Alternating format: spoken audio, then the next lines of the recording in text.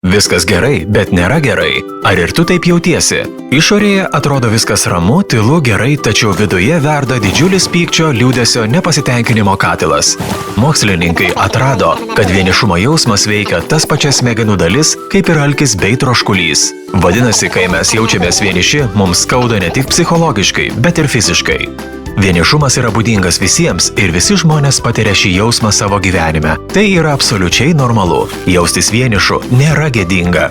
Vienišumas tikrai gali būti sunkus periodas, tačiau tai nėra neįveikiama būsena. Svarbiausia – stengtis suprasti šį jausmą ir ieškoti būdų, kaip su juo susitvarkyti. Atvirumas pasauliui ir savęs priėmimas neretai atveria kelią į pozityvesnius pokyčius. Keletas patarimų, kaip sumažinti vienišumo jausmą.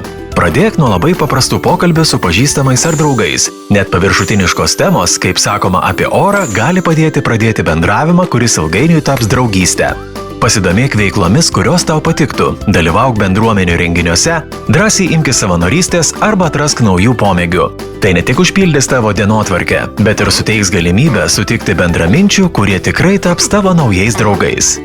Meditacija, joga ar savirefleksija gali padėti geriau suprasti savo emocijas ir sumažinti vienišumo jausmą. Niekada nesilygink su kitais. Tu turi savo gyvenimą ir savo prioritetus. Stebint kitų žmonių gyvenimą socialiniuose tinkluose, gali neigiamai paveikti savo būseną. Prisimink, tai, kas parodyta nuotraukoje, nebūtinai yra tikroji realybė. Jei vienišumo jausmas užsitęsia ar tampa intensyvus, svarbu pasitarti su psichologu ar terapeutu. Jie gali padėti rasti tinkamas strategijas ir veiksmingus sprendimo būdus. Kreiptis į specialistą nėra silpnumo ženklas, tai stiprybės simbolis.